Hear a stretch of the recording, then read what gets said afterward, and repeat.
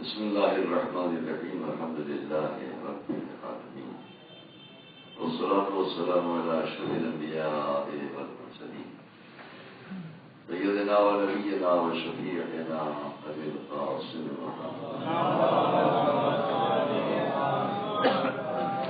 وآل بيته الطيبين الطاهرين المعصومين والذين أظهرنا أمرهم بالرزق والصالحين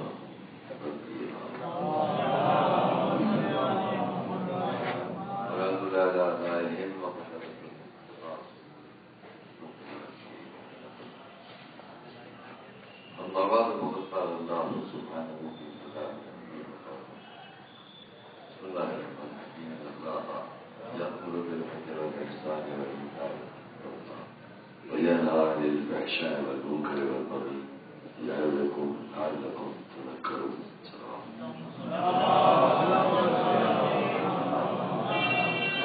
فإذا گرامی آپ کے سامنے رہنے کا آیہ کریمہ سے بات شروع کی تھی. آیت کی یہ حقیقت ہے کہ ہم قرآن کریم کے الفاظ کی تفصیلی اعتبار سے اگر بات کریں تو ہر لفظ اپنے آپ الگ کے گفتگو ہے.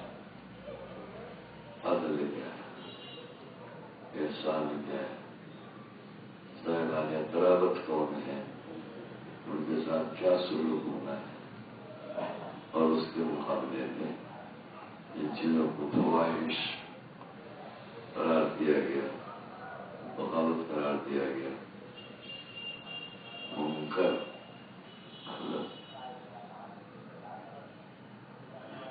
یقینا اللہ حکم دیتا ہے عدل کا, انصاف, احسان کا. مطلب احسان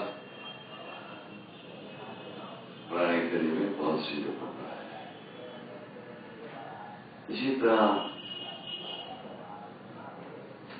صاحبان قرابت کے حق کی ادا اس پر بھی بہت سی جگہ کل میں نے آپ سے اس کیا تھا کہ کچھ باتیں قرآن میں عنوان کے طور,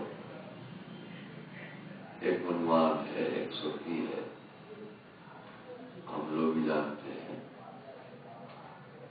اور اس صفت یا اس عنوان یا اس سرخی ٹائٹل کے ذیل میں بہت سی باتیں, اور آپ لوگ اسے جانتے بھی ہیں کہ جیسے ہم قرآن کریم میں لفظ صلاۃ پڑھتے ہیں, اقیموا الصلاۃ, نماز قائم کرو, بہت یقیمون الصلاۃ, وہ نماز قائم کرو, واقعنا الصلاۃ, نماز قائم کرتی ہیں پردوں کے لیے. لفظ صلاۃ ایک عنوان ہے, عبادتوں میں اہم عبادت صلاۃ کا ایک عنوان صلاۃ ہے, اور اس عنوان کے پیر میں تمام نمازیں آ جائیں گی جو شریعت نے ہم سے بیان کی ہے, اور اسلام اور فقہ کے اعتبار سے ہمارے ہمارے پاس بعض افراد نے 7 نمازیں شمار کی ہیں اور بعد میں 9. فہرست کے حساب سے, یہ نہیں کچھ گھر پڑ جاتا ہے, اس کو کس فہرست میں رکھا گیا اسے, جیسے صلاۃ آیات ہے تو اس میں قصور الگ کر کے 9 کر دی گئی. بعض لوگوں نے کہا کہ نہیں,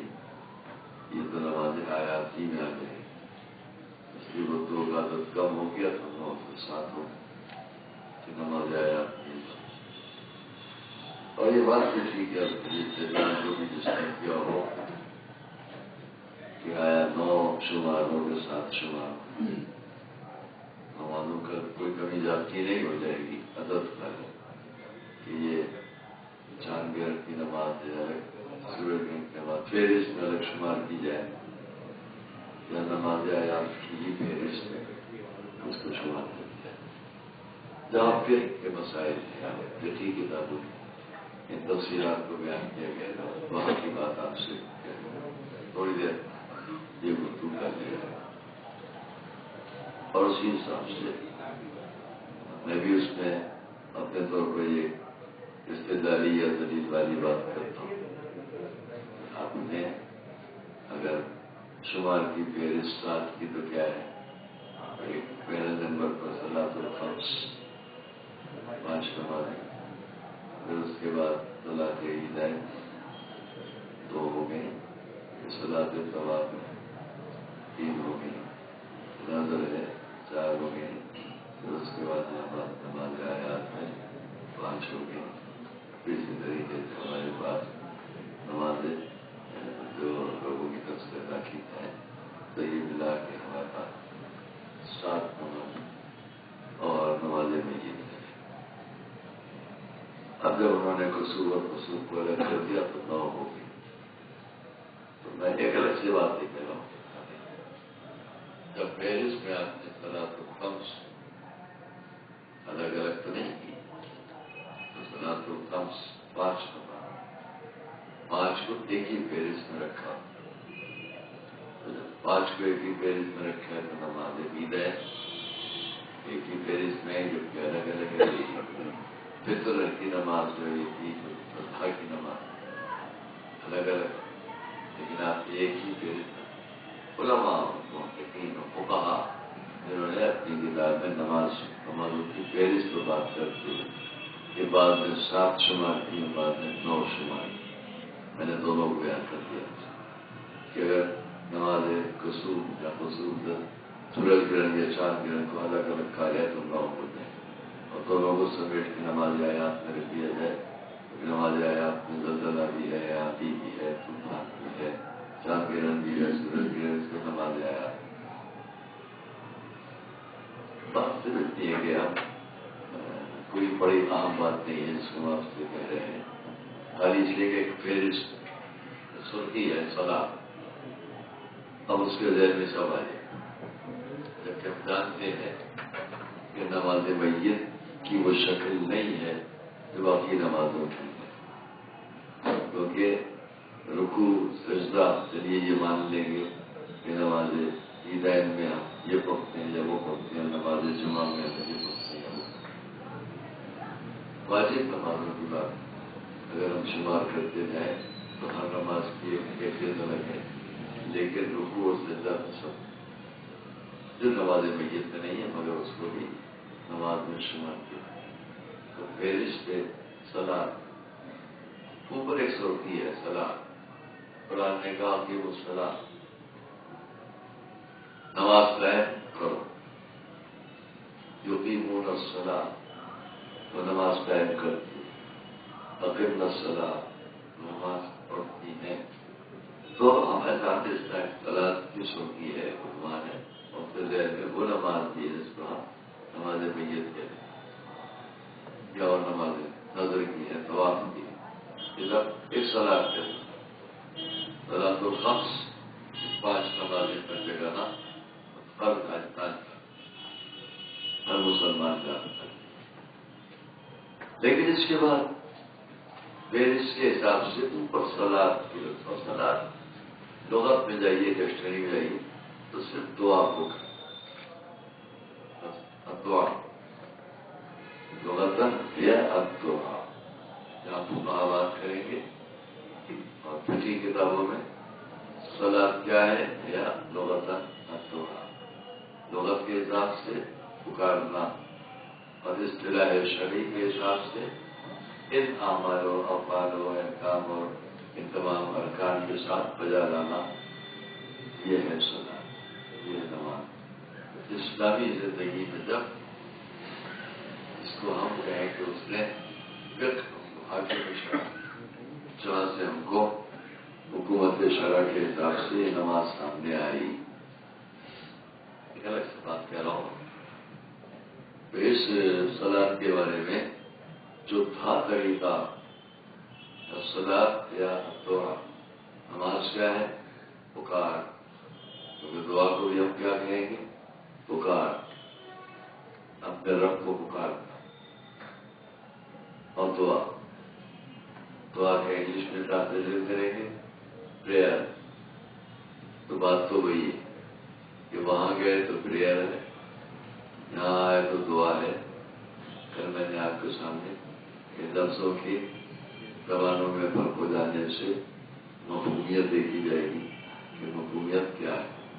وہی نماز اور عبادت میں اب یہ ہمارے یہاں اسلامی زندگی میں اس کا یہ طریقہ بنا دیا گیا. اس طرح سے جو ہوگی یہ قیام، یہ قعود، یہ رکوع، یہ سجود، یہ سب مل کر اور بعض فرقوں میں قنوت و بعد میں نہیں، تو یہ سب نماز کہتے ہیں. عنوان ہے صلاۃ، نیچے یہ سب عنوان ہے زکوٰۃ. نیچے تمام اسلامک ٹیکسز بعد لوگ دینا خمس. تو یہ سب ہمارے لیے بحث کی باتیں ہیں. ٹھیک ہے کہ بحث ہو اور آدمی اس کو سمجھنا چاہتے ہیں. کیونکہ قرآن میں الناس خمس موجود ہے. بڑے ماڈرن اور انٹلیکچوئل مسلم غنیمت کے موقع کی بات ہے. یہ سب بیکار کی باتیں ہیں. کیونکہ اگر ہم کو کچھ ماننا ہے تو یہ دیکھنا ہے کہ کہانے علماء نے تو سارے مفسرین نے کیا ذکر کیا ہے. اس حساب سے زکوٰۃ کی ایک صورت ہے. اسلامک ٹیکسز جتنے ہیں اس کے نیچے آ جائیں.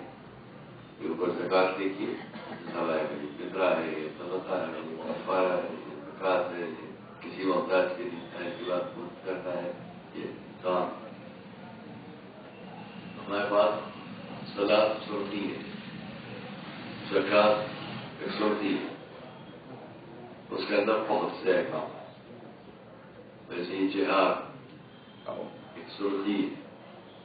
اب وہ جہاد کے نیچے جہاد کے بہت سے مفاہیم سامنے آئے. جو لوگ سمجھتے ہیں بس تلوار چلانا ہی جہاد ہے، ایسا تو نہیں. پورے قرآن کریم میں جہد، جہاد، جاہد، مجاہد وغیرہ بھی ایک لفظ ہوتی ہے. یہاں سے باقی باتیں نکلیں گی. علم، عالم، معلوم، یعلم، عالم، یہ سب علم کے ساتھ ہو جائیں گے. فضل، فاضل، منصور وغیرہ. اسی طرح مصدر ہوتا ہے. مصدر سے یہ لفظیں بنتی ہے. یہ عربی ہے، یہ عربی قاعدہ ہے. یہ عربی کے بہت اس کے اندر بہت تفصیلات میں ہم جائیں. تو ویسے ہی ہمارے سامنے جہد، جہاد، مجاہد. اور انہوں نے کہا صاحب جہاد سے تلوار چلانے کا نام. دیکھیے اسلامی جہاد اور اب تو ماشاء اللہ اور 20-10 کو خوب اچھی طرح اپنے مطلب میں استعمال کیا جا رہا ہے.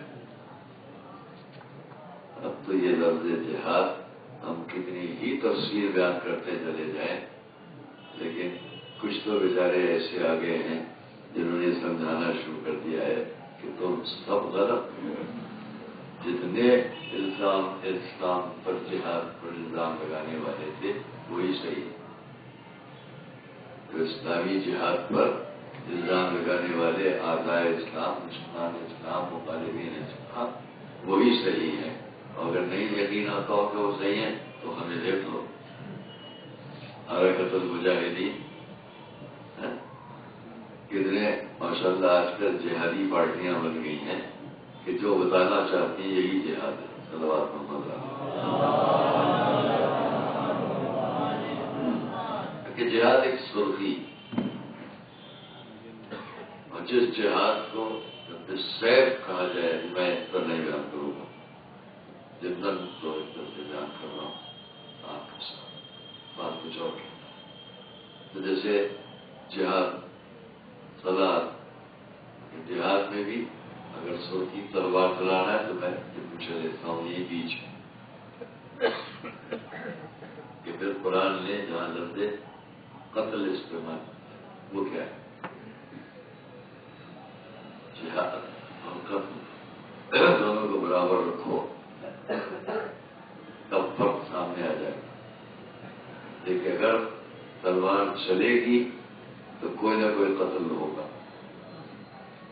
تلوار چلے گی تو پھول تو برسیں گے نہیں، تلوار ہی چلے تو کوئی نہ کوئی قتل ہوگا۔ لفظ جہاد پر تو بحث ہم بہت بات میں کر لیں، پہلے چکے لگے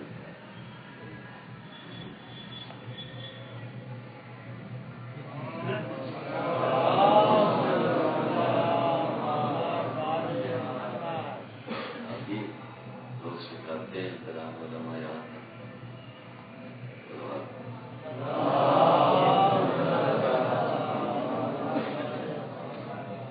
جہاد اور جہاد پر گفتگو پہلے لفظ قتل ہی پر بات کر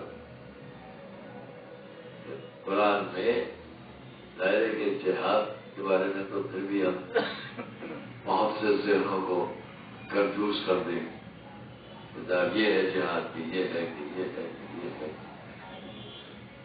کیونکہ میں نے ابھی عرض کیا جیسے آج کل جماعتیں بن گئی ہیں وہ کسی کنفیوژن میں نہیں ڈالنا چاہتی، صاف صاف بتا دینا چاہتی ہے یہی جہاد ہے، آپ جان رہے ہیں یہی جہاد، اور اسی وقت دوسروں کو کہنے کا موقع ہے اور فائدہ ان کے لیے کہ کہیں کہ اسلام کا جہاد، حالانکہ میں اس پر اگر بھیجے میں ہے تاریخ پر بھی ہے سن کے حساب سے کہ اسلام کے مفہوم میں رحمت کو، شفقت کو کتنا بدلا گیا اور کس طرح بدلا گیا، وقت ہوا تو بیچ میں یاد آ گیا پیش ہو کل آپ کے ساتھ ایک ایک سن کے حساب سے ہماری تاریخ کیا ہے، ہسٹری کیا ہے، اسلام کی تاریخ کیا ہے۔ ابھی میں اسی بتاؤں اسی بات کو آپ کے ساتھ کہ جہاد اس سیف اگر بات کی جائے تو بس خالی یہی مراد جہاد سے مراد تلوار چلانا ہی ہے، تو پھر قتل کیا ہے؟ اور لفظ قتل کا ایک ہی مفہوم نکلے گا کہ کسی کو کاٹ دیا گیا، مار دیا گیا، لیکن قرآن میں لفظ قتل کا بھی یہ مفہوم ہر جگہ نہیں ہے، وہاں یہ نہیں ہے کہ بس اقتلوا قتل کرو، بلکہ یہ بھی اللہ تقتلوا قتل نہ کرو، یہ بھی ہے کہ تمہاری اجازت ہے یہاں بول دینا الذین جو قاتلون، یہ کب ہے اجازت؟ ہم بعد میں بات کریں گے انشاءاللہ، موقع تو کرنا پورے قرآن کریم میں لفظ قتل لا تقتلوا الصید وانتم حرم، شکار نہیں کر سکتے، نہیں قتل کر سکتے کسی بھی شکار کو جبکہ تم حالت احرام میں، تو خالی یہ تو نہیں کہ قرآن میں قتل قتل قتل اتنی دفعہ، یہ دیکھو کہ وہ قتل روکنے کے لیے آ رہا ہے کہ واقعی قتل کر دینے کے لیے، وہی بات ہونا چاہیے، اور اس کو اگر ہم سامنے رکھیں تو ماشاءاللہ میں فاضل نام ہے مبصر اور پھر تشریف فرما ہے مولانا سرکار کا جانتے ہیں، اور قرآن کریم میں جہاں قتل کر دینے کی اجازت مل گئی وہ بھی الگ ہے، وہ پھر بات کر چلی جائے گی، میں اس کو یہی چھوڑتا ہوں، آپ فرمائیں گے مجھے کہ میں آپ کے ذہنوں کو ذرا تشویش میں مبتلا کر دیتا ہوں، آگے بڑھ جاتا ہوں اور بات کو مکمل نہیں کرتا، تو میں اس بات کو یہاں مکمل کرنے لگوں گا تو پوری گفتگو میری اسی کو ہو جائے گی، پھر چھوڑتا ہوں۔ تو میں جو بات کہہ رہا ہوں سرخیاں بات یہ صلاۃ ہے، یہ زکوٰۃ ہے، یہ جہاد ہے، اسی طرح لفظ عمل صالح ہے، میں نے شاید کل عمل صالح، اب عمل صالح بھی پھر سنتی ہے. کل میں نے کہا کہ ندین اسلام، اسلام ایک عنوان ہے، سنتی ہے. اور ہم جب مذہب کی عزت اس کو مان رہے ہیں تو مراد کیا ہے؟ آج ہم کسی کو بات کر لیں. عمل صالح قرآن میں ہمارے سامنے ایک آیت ہے. پہلے ہم اس آیت کو سورہ الشورى سے آپ کے سامنے پیش کرتے ہیں. اس سورہ کا دوسرا نام حام میم عین سین قاف میم، مکے میں نازل ہوا. اور اس کی ایسی آیت کی تلاوت میں کروں گا جس سے یہ پورا مجمع واقف. ویسے میں نے بھی اس آیت سے شروع کیا عدل احسان ذوی القربیٰ، تو اس پر بھی یہ بات سامنے آ جائے گی کہ میں عدل عنوان کیا کہہ رہا ہے اور احسان کا عنوان کیا کہہ رہا ہے. لیکن لفظ احسان بہت سی جگہوں کو قرآن میں استعمال ہے. سرخی بنا کر ہم بات کریں اور اس کے نیچے جائیں کہ احسان کہاں کہاں کہاں کیا مراد اور کیا مطالب پیش کرتا ہے. روزہ گرائیں بہت کچھ ہمارے سامنے بات ہے. بس کیجیے کہ قرآن کہتا ہے جب ایک دوسرا کرتے آگے بڑھوں. هل جزاء الاحسان الا الاحسان. قرآن یہ کہتا ہے کہ کیا احسان کا بدلہ، تو احسان سے مراد کو کیا احسان ہے؟ کسی کو 4 روپے دے دینا، 10 لاکھ روپے دے دینا ضرورت مند کو، کیا یہ احسان ہے؟ خالی یہ مراد نہیں. یہ بھی ہم چھوڑتے ہیں بات نہیں. ذوی القربیٰ صاحبان قرار کیا ہے؟ اللہ حکم دیتا ہے عدل احسان کا اور صاحبان قرابت کے حق کی ادائیگی. لا یأمر بالعدل والاحسان وایتاء ذی القربیٰ. صحیح کو بات ہے صاحبان قرابت کے حق کی ادائیگی. یہ ہے اسلام کے بہت سے صفات میں سے اور سرخیوں میں سے اور عنوانات میں سے کہ جن کے لیے میں ایک ہی سرخی چنوں گا اور وہ ہے عمل صالح. جب لفظ عمل صالح آپ قرآن میں پڑھیں تو اس کے ذہن میں یہ بہت سے صفات سرخی. ایک سرخی صلاۃ، انسان کرنا نماز، جہاد، کون سا جہاد، کون سا قتل، یہ سب جہاد کے اندر ہے. ویسی زکات، کون سے ٹیکسز، ویسی رحمت، کون سی محبت ہے، کون سی رحمت کیا ہے. ویسے عمل صالح، تو عمل صالح قرآن کی بہت ایک مستقل ہوتی ہے جس کے اندر ہمارے پاس بہت سی نیکیاں اور بہت اچھے کام شریک ہے. اس کو ہم اچھا سمجھتے ہیں اور دوسروں کام میں پیش کرنا چاہتے ہیں. اس عمل صالح سے متعلق وابستہ ایک ایسی ہے کہ جن کا عمل صالح کی طرف متوجہ کیا گیا ہے وہ میں آپ کے سامنے تلاوت کروں گا. اس لیے کہ اس میں ایک لفظ پر بڑی علماء کی گفتگو ہے اور ویسے ہیں تو میں اس کو آپ کے سامنے نمایاں کرنے کی کوشش کروں گا. اس سوال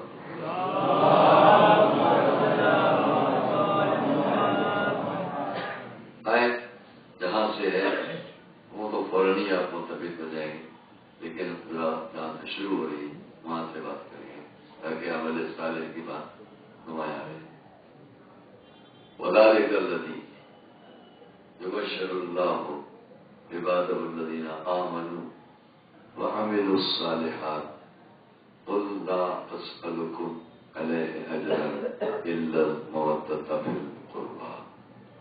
کون ہے جو اس آیت سے واقف، اس پر میں جو بھی حدیث کے ساتھ سے واقف ہے، اگر وہ وہاں پڑھ چکا ہے حدیث کتاب پڑھتا ہے فارمیٹ میں ہے جو نہ پڑھتا تو وہ یہ جانتا ہے کہ وہاں پہ ایک آیت ایسی ہے کہ جس سے سارا عالم اسلام اچھی طرح متفق ہے کہ وہ آیت اس کے بارے میں ہے انما یرید اللہ لیذھب عنکم الرجس اہل البیت ویطہرکم تطہیرا.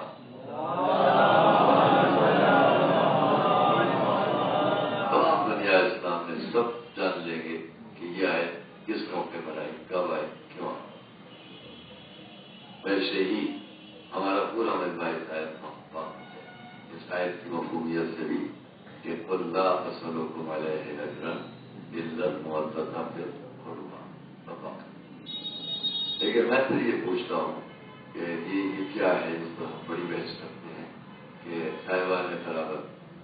قرآن نے وہاں اگر کہا ہے فَإِيتَاءِ ذِي الْقُرْبَىٰ صاحبان قرابت کی ادائیگی، یہ کیا ہے؟ ایک بات بیچ میں یاد آ گئی، وہ کہتا چلا قانون بنس کے لیے نہیں ہے لیکن سمجھنے اور سمجھانے کے لیے. جس وقت وفات حضور ہوئی تو 10 ہجری سے میں کل آپ کے سامنے کچھ درس کر رہا تھا کہ 10 ہجری سے 11 ہے کہ حضور کی وفات ہو گئی. اب اس کے بعد حالات خراب ہوتے گئے اسلامی صفوں میں اور اسلامی لوگوں کے بیچ میں جو شریعت اسلامیہ تھی استعمال کے مطالب اور مفاہیم اور اس کی عملی زندگی کو تبدیل کر دینے کے لیے اور بدل دینے کے لیے بہت سے کام ہوئے. اور مشکل یہ ہے کہ ہم لوگ اگر بات کریں تو یہ کہا جائے گا کہ کافی تعصب کی بات ہے اور کٹر کرنے کی بات ہے اور اختلاف کی بات ہے اور مخالفت والی بات ہے. لیکن میں آپ جانتے بھی ہیں کہ میری عادت یہ نہیں ہے کہ میں چڑھنے یا چڑھانے یا ضد والی بات کروں. میری کوشش ہوتی ہے کہ عام و تفہیم ہو اور سمجھنے اور سمجھانے کی بات ہو. تو اگر سمجھنے اور سمجھانے کی کے لیے ہم بات سمجھیں کوئی بری بات نہیں ہے کہ میں اس پر اگر کہوں جو بات کہنے جا رہا ہوں نہ کسی پر طنز ہے نہ تاج ہے. لیکن اسلامی زندگی میں کیونکہ ایک فطرہ کہہ دوں انصاف کے بارے میں بھی بات کروں گا وہاں پر عالم اسلام ایک لفظ کہا کرتا ہے جناب وہ خطائے اجتہادی تھی. اگر آپ متفق ہیں بات واضح ہو جائے گی کہ وہ خطائے اجتہادی تھی. اجتہاد کسے کہتے؟ اجتہاد کسے کہتے؟ یہی تو کہ آپ اپنی تحقیق کو آگے بڑھائیں، کوشش کریں. جب کوشش کریں گے تو اختلاف تو ہوگا ہی. تو اگر کسی کی بات کو خطائے اجتہادی کہا جا رہا ہے تو ہم کو بھی موقع دیجیے کہ ہم اس کے اوپر اپنے اجتہاد کے مطابق کوئی بات کریں. جب کسی نے خطائے اجتہادی کی ہے تو کیسے معلوم ہوگا کہ یہ اجتہادی خطا تھی جب تک کہ اجتہاد نہ کیا. کی بات ہے تو قانون سے نہیں رکھ رہا ہوں خطائے اجتہادی. ڈاکٹر طاہر حسین کیا لکھ رہے ہیں، علامہ مودودی کیا لکھ رہے ہیں، تمام فقہاء اسلام کیا لکھ رہے ہیں، علماء اسلام محققین اسلام کیا کیا کچھ نہیں لکھ رہے ہیں اور ہم یہ کہہ کے نکل جائیں وہ خطا اجتہادی. تو خطا اجتہادی تھی تو اس کا مطلب یہ کہ اجتہاد کیا تھا انہوں نے اور اس میں خطا کر گئے وہ. تو ہمیں پتہ تو لگنا چاہیے کہ وہ خطا کیا تھی اجتہاد سے ہوگی. جو سب تک نہیں ہوگا اس کا پتہ جب تک کہ ہم خود بھی اسی اجتہاد کے راستے میں آگے نہیں ہوگی. کبھی اتحاد آگے نہیں کریں گے کیسے بات کو معلوم سر بات نہیں.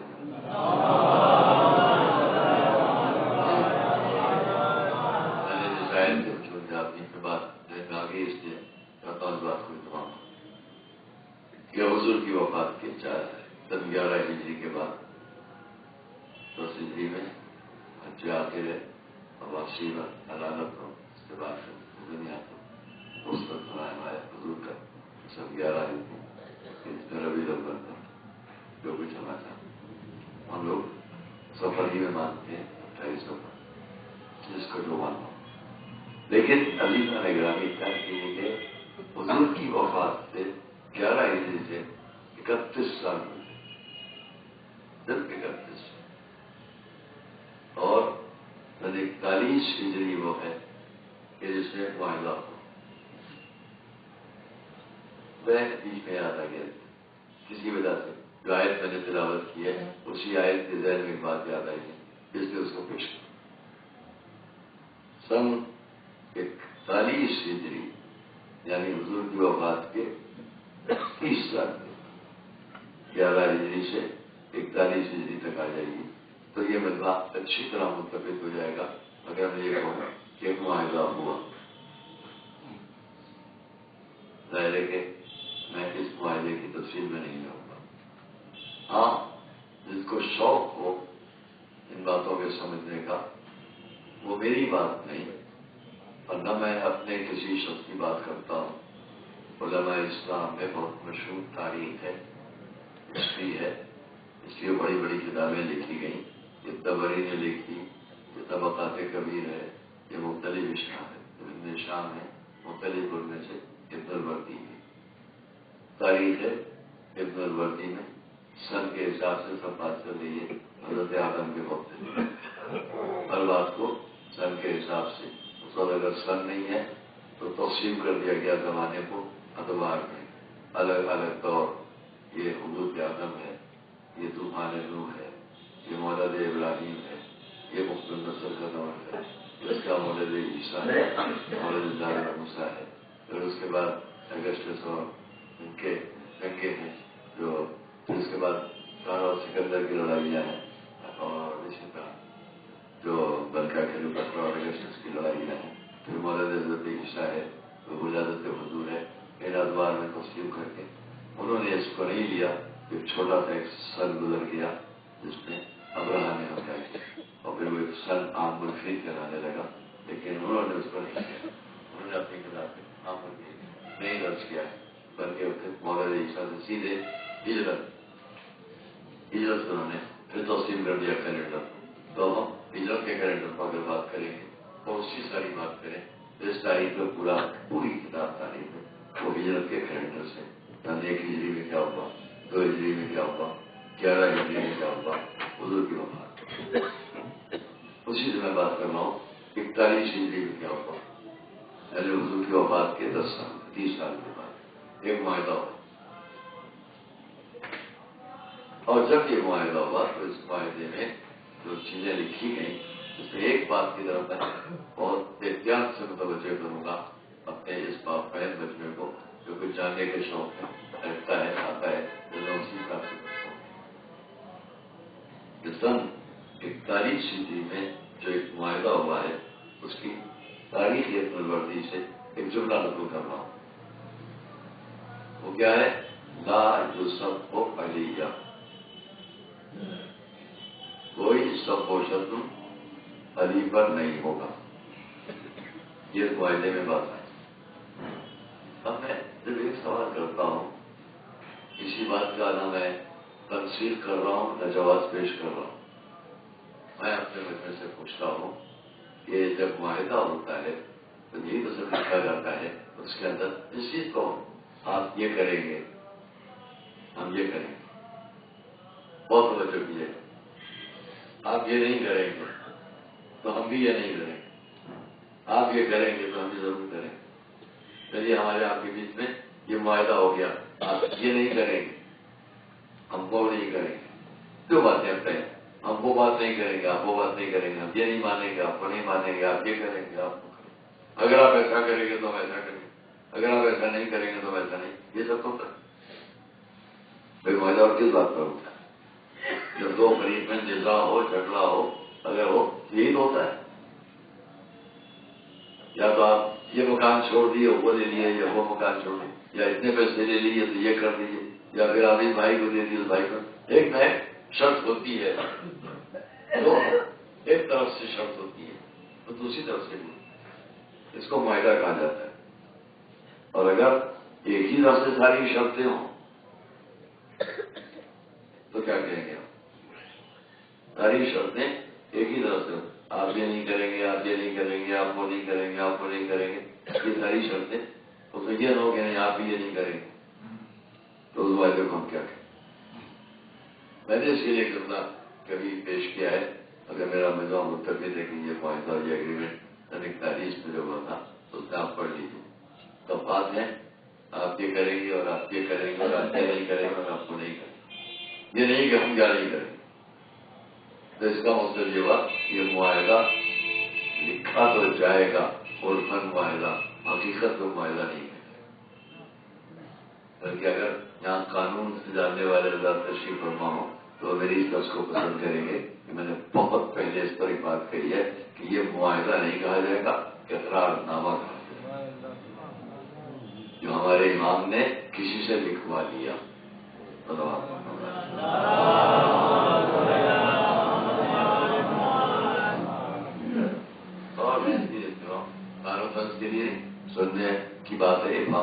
کی بات، کوئی بہت اہم بات ہے جس کو میں دہرانے جا رہا ہوں، جو میری اپنی ایک نظر کے حساب سے وہ پیش کر رہا ہوں کہ معاہدہ کیا ہوتا ہے، تم یہ نہیں کرو گے ہم یہ کریں، تم یہ کرو گے تو ہم یہ کریں. اس معاہدے میں کیا ہے جو میں نے ابھی عرض کیا کہ ابن البرتی نے سن 41 ہجری کے حالات میں یہ لکھا کہ یہ معاہدہ ہوا، اور اس میں لکھوایا امام نے کہ لا یوسف کو علی، امام حسن نے یہ لکھوایا کہ اب آج سے علی پر سب و شتم نہیں ہوگا. اگر میرا مہمان اس بات سے یقیناً متوجہ آپ ہیں، اس سے میں ایک جملہ کہنا چاہتا ہوں. تو ابھی میں نے کہا کہ معاہدے میں جو تم یہ نہیں کرو گے تو ہم یہ نہیں کریں گے، تم ایسا کرو گے تو ہم ایسا کریں گے، اور جو تم یہ نہ کرو ہم یہ نہ. جب امام حسن نے لکھوایا کہ آج سے علی پر سب و شتم نہیں ہوگا، تو کیوں نہیں اس معاہدے کے اندر کہیں پایا جاتا ہے کہ آپ بھی یہ نہ کیجیے گا. بات پڑھنا بلا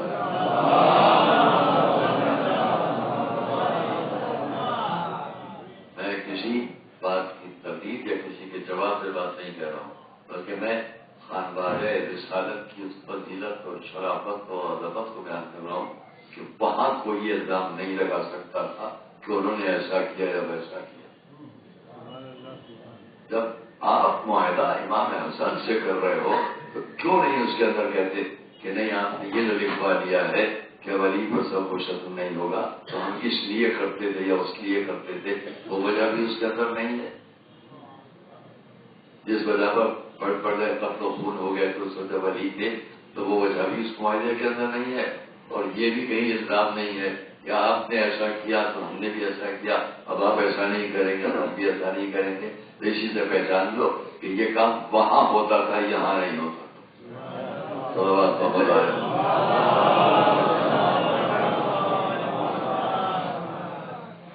اچھا، کیا معاہدہ باقی رہ گیا؟ معاہدے کا بات نہیں کر رہا ہوں، نہیں بہت تندرست سمجھ. کیا یہ باقی رہ گئی بات کہ نہیں ہوگا؟ 41 ہجری. آئیے آگے بڑھیں، ہمارے سامنے زیادہ وقت نہیں گزرتا ہے. 41 ہجری سے 20 سال ہوئے.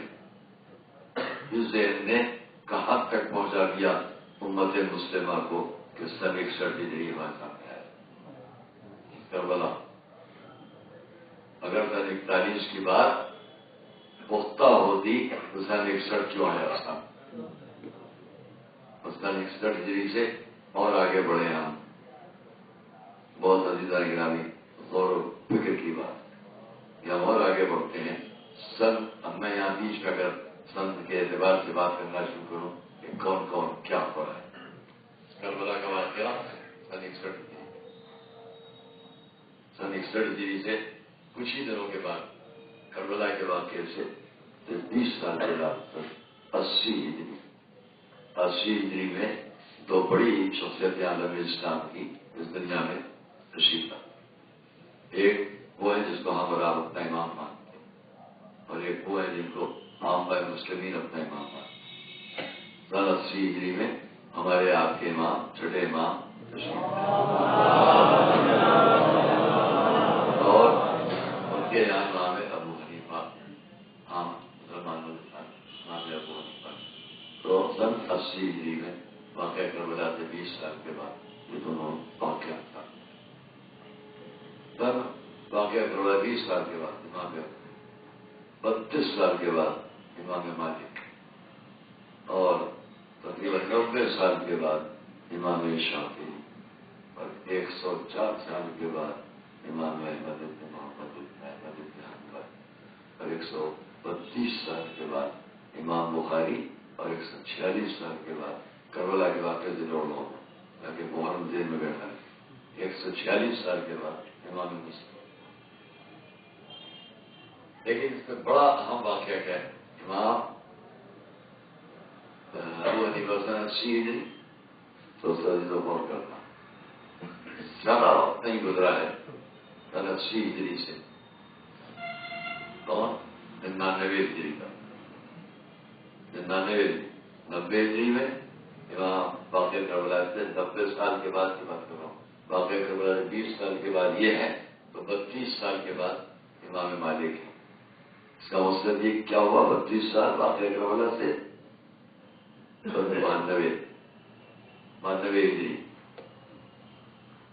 ہجری سے ابھی 104 سال کے بعد ولادت ہوگی امام شافعی امام احمد بن حنبل کی. 90 سال کے بعد امام احمد بن حنبل کی 104 سال واقعہ کربلا سے گزرنے کے بعد.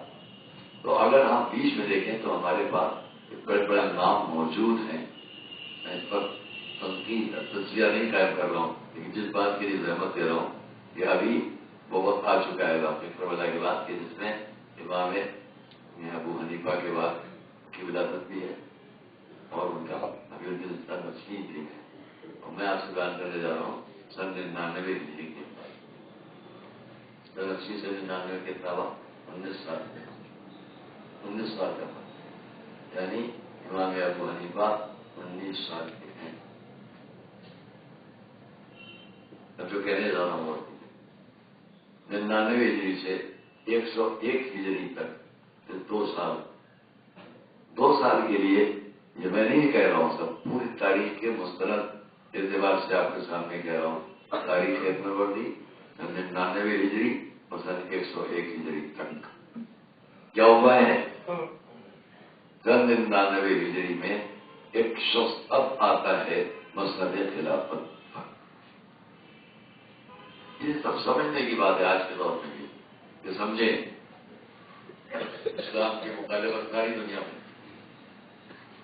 اسلام کے بارے میں بہت بات ہے دنیا بھر میں.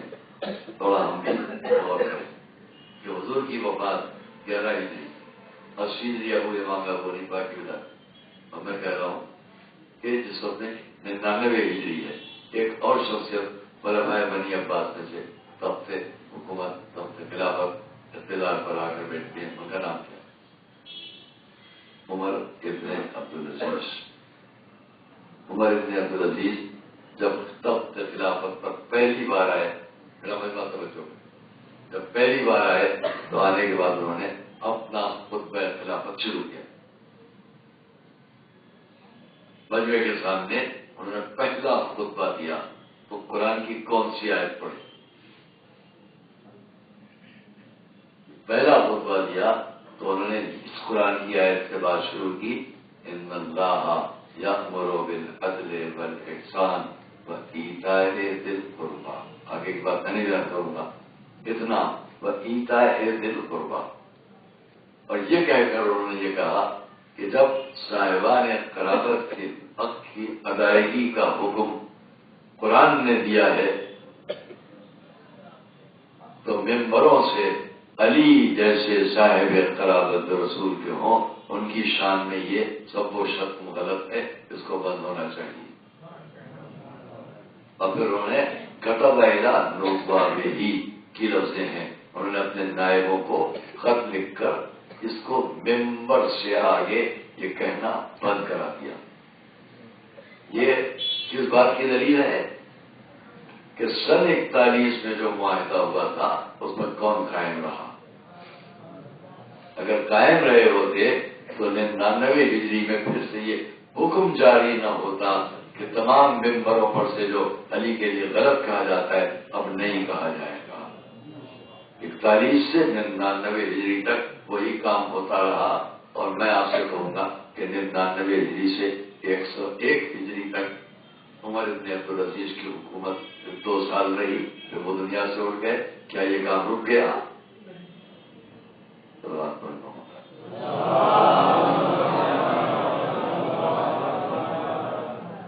صاحبان خلافت کو جانتے تھے، کبھی اس کا حوالہ دیا اس نے اور یہی لکھ کر سارے ممبروں کے لیے بھیجا گیا جہاں اور اصل عبارت آپ کے سامنے پیش کرو کہ تمام افراد کے سامنے انہوں نے اس کو لکھ کر دے دیا. دوستوں اور عزیزوں، تو ہمارے پاس تاریخ اسلام میں جس کو عمل صالح کہا گیا وہ کیا ہے؟ میں نے ابھی آپ کے سامنے قرآن کریم کی ایک آیت جس کو سب جانتے ہیں اس کو تلاوت کیا کہ قل لا اسألکم علیہ اجرا الا المودۃ فی القربی. صلوات اللہ علیہ. آئیے تھوڑی دیر اسی پر ہم آپ بات کر لیں بہت زیادہ فرق ہو گیا اس بات میں کہ اگر ہم یہ دیکھیں یہ آیت کہاں سے ہے اور اس کو بڑی بحثیں ہیں. کیا ہے؟ بہت توجہ کیجیے گا. قل لا اسألکم علیہ، یہ بڑی بحث ہوتی ہے کہ لفظ علیہ کی ضمیر کدھر جا رہی ہے یا علیہ کی اشارہ کدھر جا رہا ہے. اور لوگ یہ کہنے لگتے ہیں کہ اوپر نبوت کی بات ہے اس کی طرف اشارہ ہے، لیکن میں تو نہیں پاتا اوپر نبوت کی طرف. میری اپنی ایک فکر ہے تحقیق ہے جو میں بس کرنے جا رہا ہوں اس یقین کے ساتھ شاید پہلی بار میں آپ کے سامنے ابھی میں نے لکھنؤ میں ایک مجلس میں بڑے مجھے میں اس چیز کو اسی بات کے ساتھ پیش کیا تھا. یہ میری اپنی نظر کے مطابق ہے جس کو میں پیش کروں. اور کیا ہے کہ جس وقت یہ کہا جا رہا ہے قل لا، تو قل کے بعد محذوف ہے حضور کا نام. قل یا محمد ذالک الذی، قل یا محمد لا اسألکم علیہ اجرا. یہ علیہ کیا ہے؟ میں ترجمہ کر دوں تاکہ میرے نوجوان بچے جو عربی سے نہ واقف مطمئن ہیں. کہہ دیجیے محمد میں تم سے اس پر کوئی سوال نہیں کرتا. یہ اس پر ترجمہ ہو رہا ہے. کہہ دیجیے میں تم سے کوئی سوال اس پر یا اس بارے میں نہیں کرتا، اجرت کا، معاوضے کا، اجر کا. الا المودۃ فی القربیٰ، مگر یہ کہ صاحبان قرابت کی محبت. یہ بات سناؤں گے تو آئے کا اتنا فکر کہ پورے مجھے ہر شوق آتا ہے جہاں دنیا میں مسلک کا انسان ہے وہ جانتا ہے. لیکن میں یہ اس پر یا اس بارے میں جو بات کی جاتی ہے وہ کیا ہے؟ کہہ دیجیے میں تم سے کوئی سوال اس بارے میں نہیں کرتا اجرت کا. میں ریپیٹ کر رہا ہوں، تکرار کر رہا ہوں تاکہ ذہنوں تک بات پہنچ جائے. کہہ دیجیے میں تم سے اس بارے میں، رسول سے کہا جائے قل یا محمد، لفظ یا محمد بیچ میں محذوف ہے. میں عام عالم اسلام کو دعوت فکر دیتا ہوں کہ اگر ریکارڈ کے ذریعے بات پہنچ رہی ہے تو آئیے میرے ساتھ آئیے اور غور کیجیے. 41 سے 99 ہجری اور 101 ہجری تک جو واقعات ہیں اس کے بعد میں 437 ہجری تک کے واقعات آپ سے بیان کرتا ہوں، انہیں چھوڑتا ہوں. 400 ہجری کے آگے تک حضور کی وفات چھوڑی وفات ہو. میں ایک جو بات کہنے جا رہا ہوں کم سے کم اس میں ہمارے ساتھ آئیے. کیا کہا گیا ہے؟ قل یا محمد، محذوف ہے لفظ یا محمد، آیت میں سامنے نہیں ہے. قل لا اسألکم علیہ اجرا، میں تم سے اس بارے میں کوئی سوال نہیں کرتا معاوضے کا، اجرا اجرت کا. ہاں اتنا کہ میرے قرابت داروں کی محبت، اور محبت کے لیے لفظ اور ایک جملے میں کہہ لوں، ایک لفظ میں کہہ لوں کہ محبت اور محبت کا فرق یہ ہے کہ محبت ہر طرح کی ہوتی ہے اور محبت صرف وہ ہوتی ہے کہ جس میں عظمت و تعظیم کے حوالے.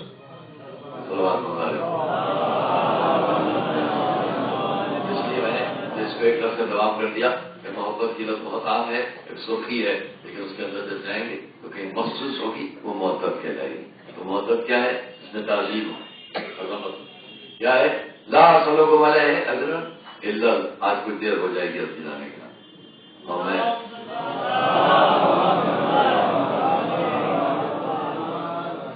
تو اس میں آپ بڑے پریشان نہ ہوں گے. لیکن بہرحال محنت کرتا ہوں اور محنت جو کچھ ہے میرے اپنے مطالعے کے حساب سے ہر وقت آپ کو نہیں ملے گی. یہ بھی صاف صاف کہہ دوں نہ ہر وقت ملے گی، لیکن سب کے پاس اتنا وقت ہی نہیں ہے کہ وہ بیٹھے اور کتابیں نکالے اور لائبریریاں سمیٹیں اور پھر لا کے آپ کے سامنے پھر پیش کریں. تو اس کو اتنے آسانی سے آپ سمجھ لیتے ہیں. آپ کو یہ احساس بھی ہونا چاہیے کہ جو بیان کرتا ہے وہ شوق کے اعتبار سے بیان کرتا ہے، خالی کسی ضرورت کے حساب سے نہیں. صلوات ہوتا ہے.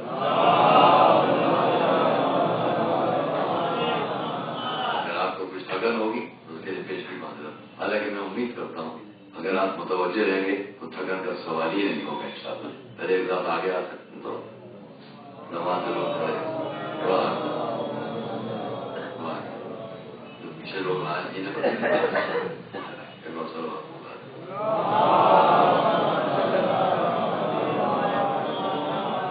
دیکھیے اس میں ایک لفظ کی طرف مجھے جناب مولانا بھی تشریف فرمائے اور یہ میں کہوں گا یہ بھی میرا اپنا ہی حصہ ہے. جو میں عرض کرنے جا رہا ہوں، میں عرض کرنے جا رہا ہوں، نہ کسی نے لکھا ہے، نہ کسی نے بیان کیا ہے، نہ کسی صاحب کی نقل ہے، جو میری اپنی تحقیق ہے وہ میں کہنے جا رہا ہوں۔ اللہ اصلکم علیہ، یہ علیہ ہے کیا ہے؟ اب اس کے بعد کیا ہے؟ ومن یقترف حسنۃ نزد لہ فیہا حسنا ان اللہ غفور شکور۔ آیت یہاں وقت ہو شروع کہاں سے ہوتی ہے؟ دو آیتیں، ایک نہیں ہے خالی، دونوں آیتوں کو سورہ شورا کی ہم اگر ساتھ لے کر چلیں تو بات بہت واضح ہو۔ پہلے ہم خالی اتنا سن لیتے تھے، محبت کرنے والوں کو بنوائے، محبت کرنے والوں کو بنوائے کہ حضور نے فرمایا اللہ صلی اللہ محبت بابا کہہ دیجیے رسول کہ میں تم سے کوئی سوال نہیں کرتا اس نبوت کے جو میں نے کام پہنچا ہے اس کے بارے میں، سوائے اس کے کہ تم میرے مقام بدور کی محبت اختیار کرو۔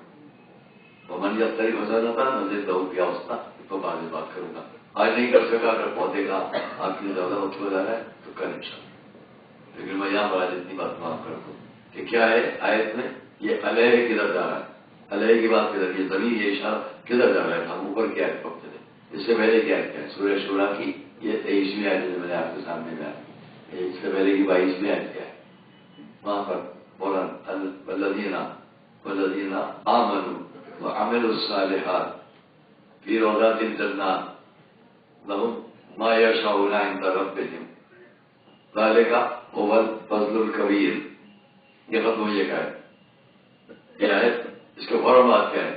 ذالک الذی، مولانا ہم مدرسے گھر میں بیٹھے پڑھ رہے، ہمارے دوست مرحوم بہت بڑے عالم فاضل آپ کے استاد بھی تھے مولانا نجفی صاحب مرحوم، تو انہوں نے ہم سے نمبر کے لیے سوال کر لیا کہ ذالک الذی نہیں ذالک، میں نے کہا ذالک الذی اشتباہ ہو جاتا ہے مدرسے میں بیٹھے جا کر سارے قرآن کے وہ نہیں وہ منگواؤ، تب میں ذالک الذی تھا تو میں یہ ذالک الذی کیا ہے؟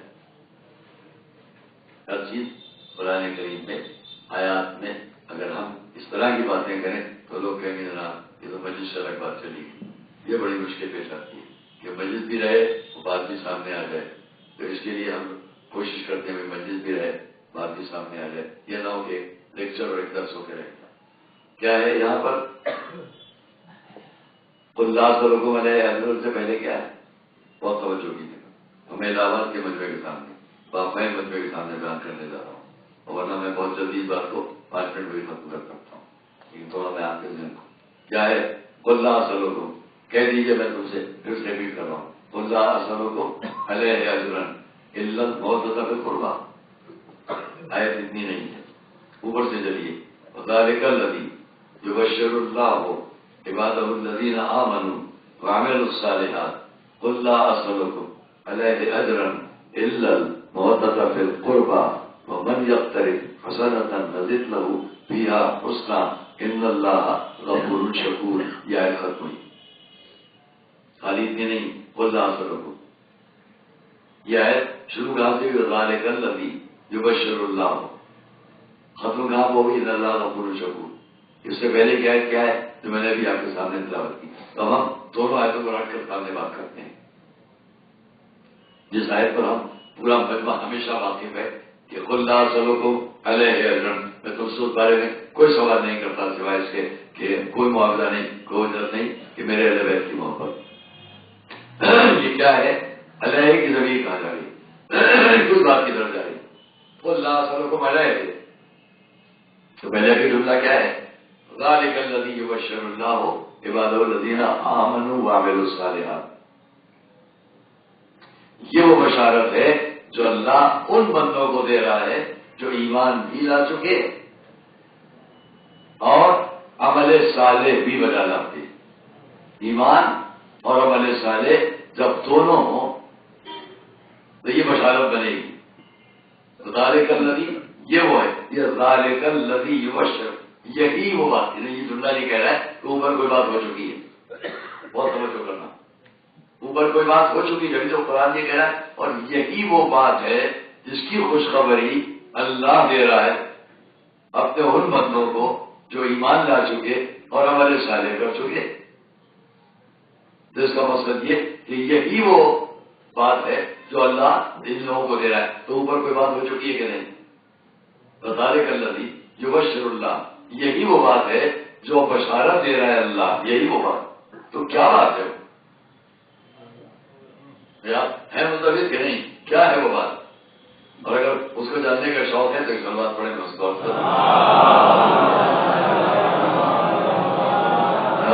اوپر کی آیت کی طرف جائیں گے.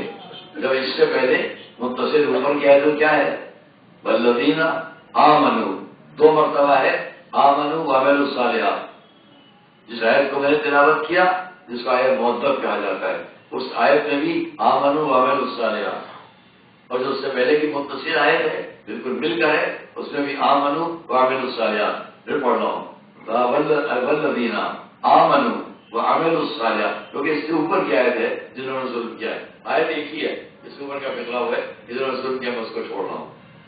خالی جہاں سے ایمان والوں بات ہے والذین آمنوا وعملوا الصالحات، اور وہ لوگ کہ جو ایمان لائے اور عمل صالح بھی بجا لاتے ہیں. اب کیا ان کے لیے کہا گیا؟ ان کے لیے فوراً کہہ دیا گیا فی روضات الجنات، یہ جنت کے باغوں میں ہیں. جو ایمان لائے اور عمل صالح کیا یہ جنت کے باغوں میں ہیں. لہم ما یشاؤون عند ربہم، یہ جو بھی چاہتے ہیں وہ سب اللہ کے پاس ان کے لیے موجود ہے. صلوات پڑھ لو. یہ جو بھی چاہتے ہیں لہم ما یشاؤون عند ربہم، یہ جو بھی چاہتے ہیں سب ان کے رب کے پاس موجود ہے. ذالک هو الفضل الکبیر، یہی بہت بڑا فضل ہے.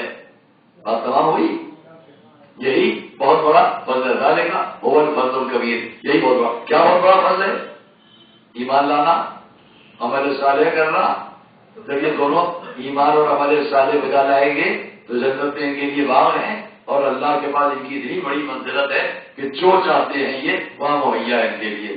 یہی فضل کبیر ہے. اب آئیے، اب اس کے بعد کیا ہے؟ کیا کہہ رہی؟ ذالک الذی، اگر آپ متوجہ ہیں یہی وہ بشارت ہے. یعنی جو اوپر کی بات کہی جا چکی کہ یہ فضل کبیر ہے، کہ یہ فضل کبیر کیا ہے، اس کو ایک اور آیت تک جاتے ہیں، وہاں سے بات آپ تک واضح کریں گے. یہ فضل کبیر دماغوں میں بوجھ والی بات ہے، لیکن تھوڑا سا متوجہ رہے گی تو آپ کو اچھا لگے گا. کہ ہم یہ طے کریں یہ فضل کبیر جو قرآن نے کہا، جو ایمان لے آئے عمل صالح بجا لائے جنت کے باغوں میں ان کے لیے جگہ ہے، جو کچھ اللہ سے مانگیں گے سب ان کے پاس موجود ہے، یہی فضل کبیر ہے. اور دوسری آیت فوراً کیا کہا؟ اور یہی فضل کبیر، یہی وہ بشارت ہے جو اللہ دے رہا ہے ان بندوں کو جو ایمان لا چکے اور عمل صالح کر چکے. ریپیٹ کیا قرآن نے پہلی آیت میں، جو ایمان لا چکے عمل صالح کر چکے ان کے لیے فضل کبیر. دوسری آیت میں جو ایمان لا چکے عمل صالح کر چکے وہ فضل کبیر کے ساتھ بشارت کس بات کی ہے کہ ان کے لیے ان سے کہتے ہیں کہ ہم تم سے کوئی اجرت نہیں چاہتے. اس بات کی یہ وہ بات جو ہے وہ پہلی آیت میں موجود ہے. وہ پہلی آیت میں کیا بات موجود ہے؟ ایمان، عمل صالح، جنت اور فضل کبیر. اگر یہاں تک بات ذہن میں آ گئی ہو تو میں اپنے مجمع کو واضح کر دوں کہ فضل کبیر کیا ہے. دیکھیے پھر سے ریپیٹ کر رہا ہوں تاکہ ذہن سے نہ نکل جائے بات آپ کی، کہ وہ جو ایمان لا چکے جو عمل صالح کر چکے ان کے لیے باغ ہے جنت میں، ان کے لیے اللہ کے پاس سب کچھ ہے، اور یہی فضل کبیر ہے. بات ختم ہوتی ہے ایک آیت پہ فوراً شروع ہو جاتا ہے اور یہی وہ بشارت ہے. اس کا مقصد یہ کہ جو اوپر فضل کبیر بیان ہو رہا ہے وہ بشارت ہے. توجہ کریں، جو اوپر فضل کبیر بیان ہو گیا پہلی آیت میں یعنی 22ویں آیت میں 23ویں آیت میں کہہ دیا گیا، بتلا دیا گیا کہ وہ فضل کبیر ہم نے بیان کیا ہے. ذالک الذی یبشر اللہ عبادہ الذین آمنوا، اس فضل کبیر کی بشارت اللہ انہی لوگوں کو دے رہا ہے جو ایمان لا چکے پہلی آیت میں، جو عمل صالح کر چکے پہلی آیت میں. ان کے لیے یہ بشارت بھی ہے. اور اب ان سے آپ کہہ دیجیے میں اس بارے میں تم سے کوئی اجرت نہیں چاہتا. اگر آپ اس بات تک آ گئے کہ حضور نے اجرت نہ مانگ کر اپنے اہل بیت کی محبت مانگی ہے تو کیوں دنیا کو مانگی ہے؟ بنیاد ہے فضل کبیر. اور فضل کبیر کیا ہے کہ جس پر یہ سب ہو رہا ہے کہ دوسری آیت کے لیے وہ بات یہ کیا ہے؟ اس کے لیے ایک آیت تک غور کرتے ہیں. یا ایھا النبی انا ارسلناک شاہدا ومبشرا ونذیرا وداعیا الی اللہ باذنہ وسراجا منیرا. میں ہر لفظ کی الگ توضیح چاہیے وہ میں نہیں بیان کروں گا. یہاں پر خالی ایھا النبی یا ایھا النبی انا ارسلناک شاہدا ومبشرا، میں صرف بشارت کی بات کروں گا، کیونکہ یہاں کیا ہے؟ ذالک الذی یبشر اللہ عبادہ الذین آمنوا وعملوا الصالحات۔ اب آئیے میرے نوجوان بچے تھوڑا متوجہ ہو گئے، ذات بات دن تک پہنچ جائے گی۔ کیا ہے پہلے میں فضل کبیر؟ جو پہلے میں فضل کبیر کہا جا رہا ہے، جس پر یہ مانگا جا رہا ہے کہ ہم تم سے کوئی اجرت نہیں چاہتے، لیکن ہم تو تم کو یہ فضل کبیر دلوا چکے۔ اب جو تمہیں ہم نے فضل کبیر دلوایا ہے اس کی تم سے ہم کوئی اجرت نہیں مانگ رہے ہیں۔ توجہ کرنا، پھر سے ریپیٹ کیے جا رہا ہوں، تکرار کر رہا ہوں۔ جو ایمان لا چکے ہو، جو عمل صالح کر چکے ہو، تمہاری یہ عظمت منزلت اللہ کے پاس ہے اور تم کو اس نے فضل کبیر دیا ہے۔ اس فضل کبیر کی رسول تم سے کوئی اجرت نہیں مانگ رہے ہیں سوائے اس کے۔ تو فضل کبیر کیا ہے دوستوں؟ اب جب ہم نے یہ آیت پڑھی کہ اے نبی ہم نے آپ کو یا ایھا النبی انا ارسلناک، ہم نے آپ کو مرسل کیا ہے شاہد بنا کر، مبشر بنا کر۔ یہاں مبشر کی تشریح میں جب ہم تفسیر میں گئے تو وہاں کہا گیا یا ایھا النبی بشر المؤمنین بان لہم عند اللہ فضلا کبیرا۔ اے نبی مبشر تم کو اس لیے بنایا گیا ہے کہ آپ اللہ کے بندوں تک یہ بشارت پہنچا دیجئے۔ یا ایھا النبی بشر المؤمنین بان لہم عند اللہ فضلا کبیرا، آپ ان لوگوں کو یہ بشارت پہنچا دیجئے کہ اللہ کے بعد ان کے لیے فضل کبیر ہے۔ اب بات واضح ہو جائے گی کون سا فضل کبیر ہے کہ جس کی بشارت کے لیے رسول سے کہا جا رہا ہے اب بشارت ان کو دے دیجیے آپ کہ ان کے لیے اللہ کے بعد فضل کبیر ہے۔ اور وہاں پر بھی قرآن میں کہا گیا جو ایمان لا چکے، جو عمل صالح کر چکے، ان کے لیے جنت ہے، اور اللہ کے بعد جو کچھ بھی سب ان کے لیے جو مانگیں گے ملے گا، یہی فضل کبیر ہے۔ تو وہاں بھی فضل کبیر، یہاں بھی فضل کبیر۔ یہ کیا ہے؟ جب تفسیر میں گئے تو بتا دیا گیا بِأَنَّ لَهُمْ فَضْلًا كَبِيرًا، اللہ کے پاس ان کے لیے فضل کبیر کیا ہے؟ جواب ملا وہ کیا ہے؟ وہ شفاعہ والجنہ۔ جو نبی آپ کو ہم نے حق دیا ہے ان کی شفاعت کا اور ان کے لیے جنت حاصل کر لینے کا۔ صلوات محمد علیہ محمد علیہ محمد۔ لیکن بات ذرا وزنی رہی ہے، بوجھل رہی ہے، لیکن میں اس کو ابھی اور واضح کروں گا۔ ایک صلوات محمد علیہ۔ ہم نے یہ تو سمجھ لیا کہ قرآن کی دو آیتوں سے مل کر ایک فضل کبیر کی بات واضح ہو رہی ہے کہ بہت بڑا فضل، اور اس کو دوسری جگہ بتا دیا گیا شفاعت اور جنت۔ تو اب رسول کو حق ہے یہ سوال کرنے کا۔ جب یہ معلوم ہو گیا کہ آپ ایمان پر ہیں، آپ عمل صالح پر ہیں، اور آپ کا ایمان کیا ہے اور عمل صالح کیا ہے، تو اس کے لیے اس نے یہ جزا دی کہ آپ کے لیے فضل کبیر دیے۔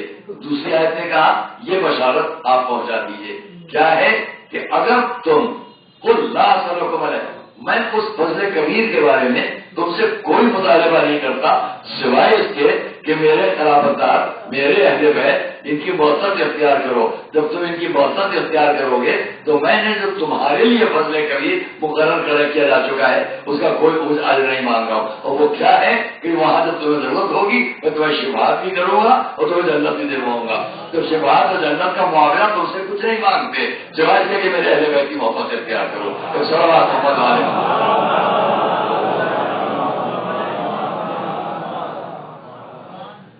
لیکن ابھی بات نہیں تمام ہوئی ہے، اس لیے کہ آیت کے فوراً بعد کیا ہے؟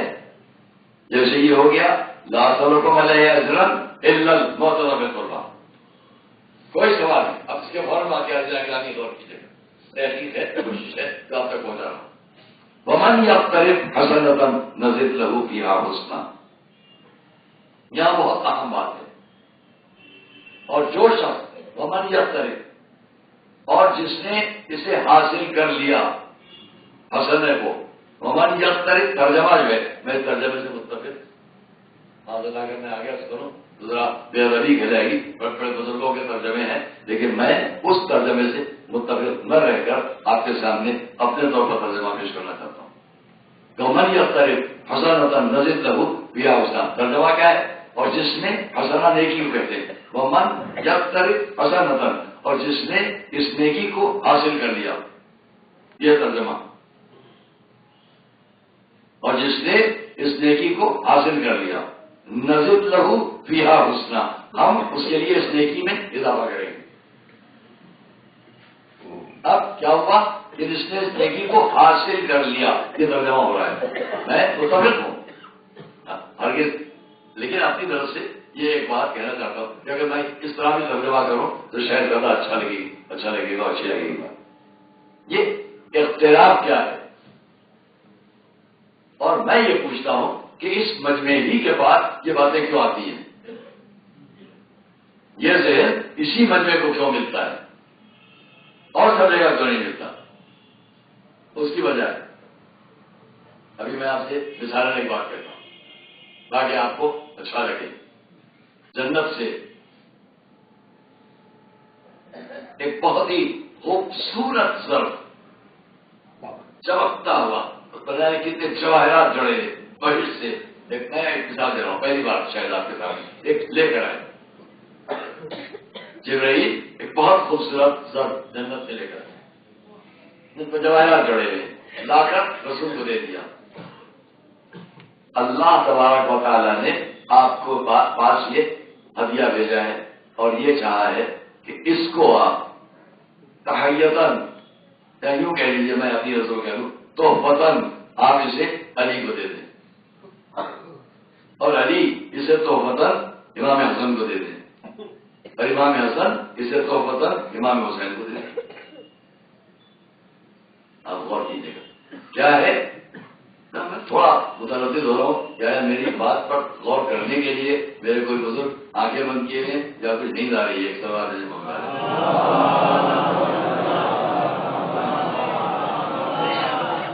تو یہاں پر کیا ہے کہ انہوں نے لا کر یہ پیش کر دیا، بہت خوبصورت جام ہے، بہت خوبصورت وہاں کا ظرف ہے جس میں ہیرے جواہرات چڑھ گئے، یہ رسول کی خدمت، آپ اس کو علی کو دے دیجیے، علی سے حسن کو دے دیں، حسن اس کو حسین کو دیں۔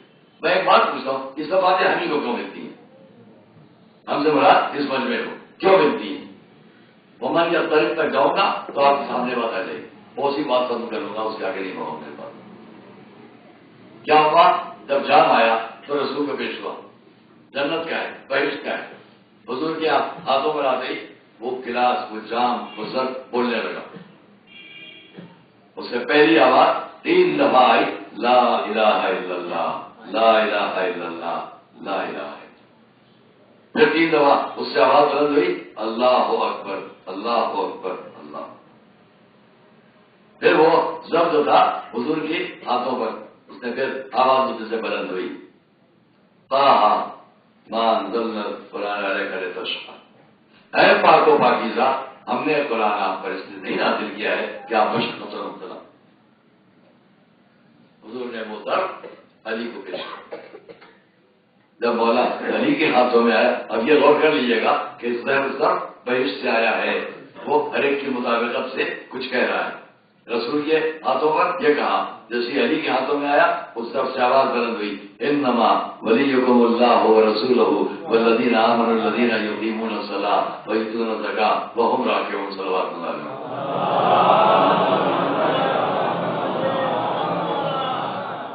مولا نے بزرگ امام حسن کی طرف بڑھا دیا، آواز سب سے بلند ہوئی، اما یتساءلون عن النبأ العظیم۔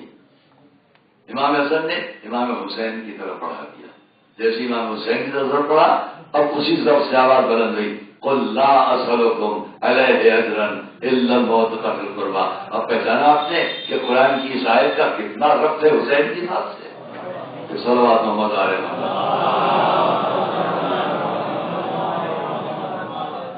ہم پوچھتے ہیں کہ یہ اس قسم کی ساری باتیں ہم تک کیوں آتی ہیں، ہم سے ہمارے اس ذہن کے مجمع تک کیوں آتی ہیں؟ میں یہی بات تمام کر لیتا ہوں، کیا ہے پھر آئے ذالک الذی یبشر اللہ عبادہ الذین آمنوا وعملوا الصالحات قل لا اسألکم علیہ اجرا الا المودۃ فی القربى ومن یقترف حسنۃ نزد لہ فیہا حسنۃ۔ ترجمے میں تھوڑا سی بات ہے، ومن یقترف حسنۃ، اب وہ محبت اہل بیت نیکی قرار دی گئی، اور قرآن نے کیا کہا، ومن یقترف حسنۃ نزد لہ فیہا حسنۃ، اور جس کو یہ نیکی حاصل رہے گی ہم اس نیکی میں اس کے لیے اضافہ کریں گے۔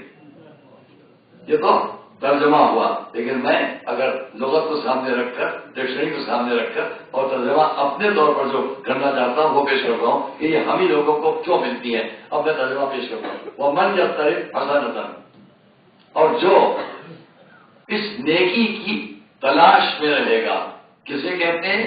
اقتراف کسے کہتے ہیں؟ یعنی جہاں پر جب ومن جب طرف، تو یہ اقتراف کیا ہے؟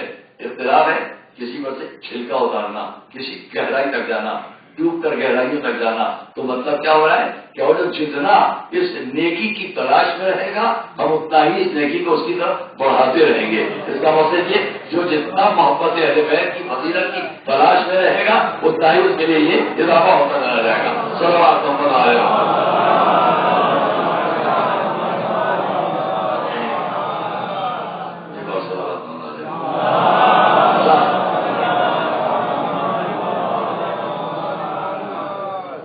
تلاش میں جاؤ ملے گا۔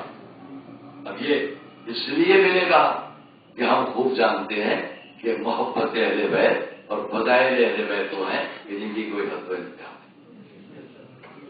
ہم سمجھتے ہیں ہم نے کچھ حاصل کر لیا، جتنا اور آگے اور آگے اور آگے، کمی نہیں ہے۔ ایک شخص ام اسلم نام آتے ہیں جناب ام سلمہ کے گھر میں، حضور سے ملنے آیا ہوں، کہاں ہیں؟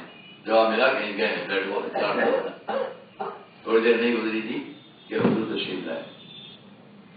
انہوں نے آگے بڑھ کر کہا میرے ماں باپ آپ پر فدا، دل کی عرض کرنا ہے کہ حضرت موسیٰ نے اپنی زندگی کے لیے، اپنے مرنے کے بعد کے لیے بھی وسیع مہیا کیے، حضرت عیسیٰ نے مہیا کی، آپ کا وسیع کون؟ ہم کو یہ اس لیے بھی ہوتا تھا کہ بار بار دہراتے رہو، تکرار ہوتی رہے تاکہ دنیا پہچانتی تو رہے۔ آپ کے بعد کون؟ حضرت موسیٰ نے اپنی زندگی کے لیے، پھر مرنے کے بعد دوسرا حضرت عیسیٰ نے بھی اسی طرح، آپ نے کس طرح؟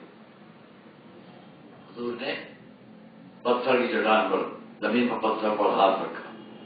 میں نہیں کہہ سکتا، یہاں پر روایت میں صرف اتنا ہی چل رہا ہے کہ پتھر اٹھایا، حالانکہ انداز یہ بتا رہا ہے کہ پتھر تھا، اس میں ہاتھ رکھا اور وہاں سے ٹکڑا نکال لیا۔ آپ کو توجہ بھی کیا کہنا چاہتا ہوں؟ یعنی ایک تو یہ کہ پتھر پڑا ہے اٹھا لیا، اور ایک ہے پتھر پر جتنا ہاتھ رکھا اتنا پتھر اٹھا لیا۔ تو روایت میں اس کی توضیح الگ نہیں ہو رہی ہے، جو میں نے جہاں دیکھا یہ نہیں ہو رہا ہے۔ میں آج آپ کے سامنے تھوڑی دیر اس طرح سے بیٹھ کر رہا ہوں، غور کیجیے کہ یہ ہے کہ رسول نے ہاتھ مارا پتھر پر اور وہاں سے پتھر کو نکالا، جس کا مقصد یہ کہ سب چٹان ہوگی، اس کے بعد جتنی جگہ پر ہاتھ ڈالا اتنی جگہ کو انگلیاں در آئیں اور اتنی جگہ سے پتھر اٹھا لیا۔ اب تو پہچان لو، جب رسول ایسا کر سکتا ہے تو ان کا وسیع بھی اگر کسی اور جگہ ہاتھ ڈالے تو پورے قلعے کو اکھاڑ رہا اور پورے دروازے کو اکھاڑ کہیں پہ سکتا تھا۔ صلوات محمد علیہ کیا حضور نے اس پتھر کو ہاتھ میں لیا، اور راوی کہہ رہے ہیں، روایت میں ہے کہ اس کو اسلم پوچھ رہے ہیں اور جواب مل رہا ہے کہ حضور نے پتھر کو ہاتھ میں اس طرح سے کیا کہ بالکل نرم ہو گیا، نرم ہو گیا، خمیر کی طرح، خمیر بنا دیا جاتا ہے آٹے کا، ویسا کر لیا گیا۔ اس پر آپ نے اپنا نفس لگایا نرم پتھر کے اوپر، جب وہ نفس ابھر آیا تو آپ نے فرمایا جو ایسا دوسرا کوئی کر کے دکھائے وہ میرے بعد وسیع ہوگا۔ محمد علیہ محمد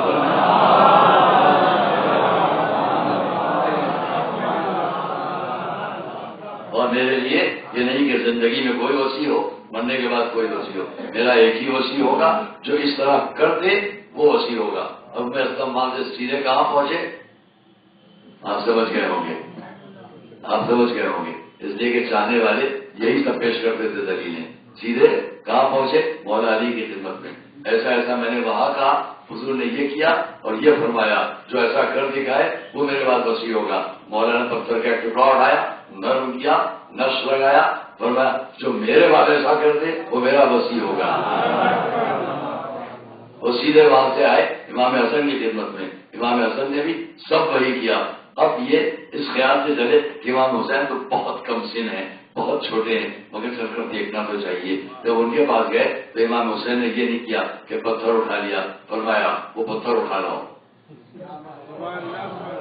یہاں روایت میں فرق ہے کہ فرمایا وہ پتھر اٹھا لاؤ, اور یہ اسلام وہ پتھر اٹھا کے لے آئے. امام حسین نے سب وہی کیا, اپنا نفس لگایا, فرمایا جو میرے بعد ایسا کرے وہ میرا وصی ہو گیا. صلوات محمد علیہ وسلم. مجھے تو تیز کرنا ہے جس کو انہوں نے اتنا کہا, رب کے لیے عرض کر دوں کہ انہوں نے کہا میں اسلم کو تاریخ میں اتنی زندگی ملی کہ واقعہ کربلا گزر چکا ہے, یہ اپنی جگہ پر کہیں تھے اور انہوں نے شام سے آتا وقت کارواں دیکھا. جب خان قافلہ شام سے پلٹ رہا تھا تو یہ آگے آپ کے چوتھے امام کی خدمت تھے, اور آگے انہوں نے سارا واقعہ بیان کر کے یہ چاہا کہ ہاں بتلائیں گے کہ کون ہے وسیع امام حسین کے بعد. امام سید سجاد نے بھی سب وہی. جو دوست عزیزو آپ اندازہ کرو کہ جہاں پر بھی یہ ہے کہ ومن یقترب حسنۃ نزد لہ کیا حسنہ, جو جتنا بھی اس محمد اہل بیت کی نیکی کی تلاش میں رہے گا اللہ خود اس کو اس نیکی کی طرف بڑھاتا جائے گا, یہ محبت اس کے لیے بڑھاتا جائے گا. تو کم سے کم عالم اسلام اس کو متوجہ ہوں. میں اس سلسلے میں اگر کچھ اور انشاءاللہ سامنے عرض کر سکوں گا کہ کیا مراد ہے یہاں پر, اور اسی کے لیے میں آپ کو زحمت نہیں دے رہا تھا, لیکن اب اتنا نہیں ہے, زیادہ ہو چکا ہے. پھر انشاءاللہ بات ہوگی اور خیال کریں گے شام سے پلٹتا ہوا ضرور کا. اور اس میں جب اس نے دیکھ لیا یہ قیدی ہیں یہ واپس آ رہے ہیں تو امام سے سوال کیا. اس حالت میں بھی امام نے بتایا کہ میرے بعد کون ہوگا. ڈاکٹر عزیزو خیال کرنا کہ جس وقت ہمارے امام سید سجاد تشریف لے آئے ہیں مدینے میں, تو پیچھے کے سارے واقعات جو تاریخی ہیں ان میں سے ایک تاریخ کی طرف پھر آپ کو متوجہ کرتا ہوں. یہ کون سا ہے؟ جو حجاج کا زمانہ ہے. حجاج کا زمانہ سن 74, بلکہ اس کو ہم اور پہلے سے اگر شمار کریں کہ سن 66 اور 67 ہجری وہ ہے 300 سے حجاج کی حکومت شروع ہو جاتی ہے. حکومت سے بڑا حکومت نہیں, وہ گورنر تھا, کبھی شام کا اور کبھی ولید کا. اور حجاج کی وہ دشمنی جو اہل بیت اطہار کے ساتھ تھی وہ اتنی سخت تھی کہ جس کے لیے جب وہ مرا ہے تو اس کے لیے لکھا گیا ہے کہ اس وقت تک اس کے قتل کیے جانے والوں کا عدد ایسا قتلہ جو اس نے قتل کیے وہ شمار کیا گیا وہ 1,20,000 جانے والے. جو نام علی لے لے اسے قتل کرنا ہے, جو نام اہل بیت لے لے اسے قتل کیا جانا ہے. اس کیفیت میں حجاج کی زندگی بھی گزر رہی تھی. اور اسی دوران اس نے وہ خانے کعبہ کو یہ ایک مرتبہ ابن زبیر کی تلاش میں جا کر منظم کیا اس کو, اور دوسرے ساتھ تیسرے ساتھ اس نے اس کو بنایا, جس کا واقعہ شاید میں پچھلی مرتبہ آپ کے سامنے بیان کر چکا ہوں کہ ہمارے چوتھے امام نے مدد کی. کون ہے وہ؟ 34 سال کربلا کے واقعے کے بعد نہیں گزرے. کربلا کے واقعات کے بعد بعض روایات 40 سال, بعد 34 سال, بعد 32 سال, 36 سال, 30 کے اوپر جائیں گے. 30 سے لے کے 40 سال تک جو کربلا کے واقعے کے بعد موجود ہے. کیا یہ معجزہ نہیں ہے کہ جب دنیا کے مظالم برطرف ہو رہے ہوں, جب مدینے پر اتنے بڑے بڑے حملے ہو رہے ہوں, مکے پر بھی ہو رہے ہوں, اس وقت کارواں آ چکا تھا. اب اس کے لیے شدت سے ہدایت کی گئی تھی. امام سید سجاد تک کوئی نہ بولے, جانتے تھے کہ اس کے بعد کیا عذاب الہی آ سکتا ہے. وہ میرا آپ کا بیمار امام اپنا پورا کارواں لیے ہوئے جب آیا تو مدینے سے باہر ٹھہر گئے. مدینے سے باہر ٹھہر کر کہا بشیر یا تجھے اس کو خبر دینا تھی, جا کے مدینے والوں سے کہہ دو کہ کارواں جو گیا تھا عراق کی طرف وہ واپس آ جائے. منادی نے آ کر کھڑے ہو کر مدینے کے ایک بلندی پر کھڑے ہو کے آواز دی, اے اہل مدینہ یہ شہر رہنے کے لائق نہیں رہ گیا. یہ شہر رہنے کے لائق نہیں رہ گیا, اس لیے کہ حسین کربلا میں قتل کر دیا. ان کا لاشا بے گورو کا پھل پڑا رہا, ان کا سر لوگ نیزا پر یہاں وہاں پھیلایا گیا. وہ برسیاں پڑ رہا تھا اور رو رہا تھا, اور یہ کہہ رہا تھا کہ گھروں کے دروازے بڑی آوازوں کے ساتھ کھل رہے تھے, عورتیں, بچے, بیویاں, لوگ دوڑتے ہوئے آ رہے تھے, ہجوم بڑھتا جا رہا تھا. اے شیخ تم نے کیا اعلان کیا, اے شیخ تم نے کیا اعلان کیا. تو وہ ایک ایک کو پکار کر بتاتا جا رہا ہے, مرثیہ پڑھتا جا رہا ہے کہ کربلا میں حسین پر کیا گزر گئی, کربلا میں اس کارواں پر کیا گزر گئی. دوستوں چند میں آپ کے اور دوں گا. اس عالم میں ایک بیوی آئی. ان بیوی نے جو سوال کیا اور جو مرثیہ پڑا، قبل اس لیے کہ میں اس کو آپ کے سامنے کہوں، میں اتنا عرض کر دوں کہ ایک اور بھی تھا. جب یہی بیوی تھی اور ان کی گود میں ایک معصوم بچہ تھا، ان کے سامنے مولا آئے، جا کر ان کی گود میں اس بچے کو دے دیا. کیا ہوا؟ بڑی حیرت سے کھڑی ہوئی دیکھ رہی ہیں کہ اب اپنے بابا کی آغوش میں بچہ گیا ہے. دیکھیں کیا تاثرات ہیں. اور یہ نصیحتی بات ہے کہ جب کسی کے گھر میں بچہ ہوتا ہے اور باپ اپنی آغوش میں بیٹے کو لے یا بیٹی کو لے، تو جب ماں سامنے ہوتی، اس کا تذکار، اس کی نظریں بچے سے زیادہ اس باپ پر ہوتی ہیں کہ دیکھیں ان پر کیا اثرات ہیں اپنے بچے کو دیکھ کر. علی سفر پر تھے، جب واپس آئے تو ام المؤمنین نے لا کر آغوش میں عباس کو دے دیا. مولا نے ابو الفضل عباس کو اپنی آغوش میں لیا. میں بہت آہستہ آہستہ بیان کر رہا ہوں. ہر گھر پر ہر شخص پر اثر ہوگا کہ امام کی گفتگو ہے کہ جب امام کی آغوش میں حضرت ابو الفضل عباس کو دے دیا گیا تو ام المؤمنین خاموش کھڑی اپنی دیکھ رہی ہیں اپنے آقا کا چہرہ کہ اثر کیا ہے، کیا کیفیت ہے، کیا محسوس کر رہے ہیں. تو تاریخ میں اتنا لکھا کہ علی نے اپنا سر نیچے جھکایا اور جھکا کر اپنے بچے کی دونوں چھوٹی چھوٹی کلائیاں باہر نکالی، انہیں چومنا شروع کیا اور اب چہرہ بلند کیا تو ام المؤمنین نے دیکھا کہ علی کی آنکھوں سے آنسو بہ رہے. میں اتنا پوچھ لیا مسترب ہو کر، آقا کیا میرے بچے کے ہاتھوں میں کوئی عیب پایا؟ جواب ملا نہیں. جو میں دیکھ رہا ہوں تم نہیں دیکھ رہی ہو. ایک وقت آئے گا کہ یہ اپنے آقا پر اپنے دونوں شانے اپنے بازو کے ساتھ، ان دونوں بازوؤں کی یہ قیمت یہاں پر ہے جو علی بیان کر رہے ہیں. ادھر آئے اور ہاتھوں کو چھوم لیا. یہ ہے کم سنی میں عباس کے دونوں بازو، جس کے لیے میں قبل اس کے کہ آگے کی بات کروں اتنا یاد دلا دوں کہ صاحب اسرار الشہادہ علامہ دربندی نے، میں آخری بات کو بیچ میں بیان کر دیتا ہوں کہ علامہ دربندی نے اس بات میں جب لکھا ہے تو ان بازوؤں کی ہاتھوں کی قیمت ساری دنیا کے سامنے ہے کہ رسول نے فرمایا اے علی دادا کے سیدہ کو بلا لو کہ اپنے چاہنے والوں کی شفاعت کر لیں. ایک مرتبہ علی آئے، یا بنت رسول آپ کو آپ کے بابا بلا رہے ہیں، چل کر اپنے چاہنے والوں کی شفاعت کر لیں. وہ نورانی سواری موڑی گئی کہ رسول تک شہزادی پہنچے کہ اتنے ولی نے پوچھ لیا اے بنت رسول یہ تو بتا دیجیے کہ سامان شفاعت کیا ہے. ہم اور آپ جانتے ہیں لیکن یہ علامہ دربندی کا اصرار ہے کہ جب یہ روایت بیان کی جائے تو ان کا نام ضرور لیا جائے. اسی لیے میں نے نام لیا صاحب اسرار الشہادہ علامہ دربندی کہ انہوں نے اس کو لکھا کہ خدا انہی نے صرف لکھا ہے کہ جناب معصومہ نے جب رضا کو سامنے کر دیا تو اس کے اندر دو کٹے ہوئے بازو،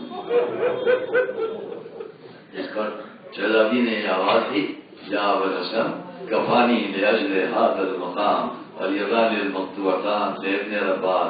اے ابوالحسن اس مقام شفاعت پر تو میرے فرزند عباس کے یہ دو کٹے ہوئے بازو بہت کافی ہیں.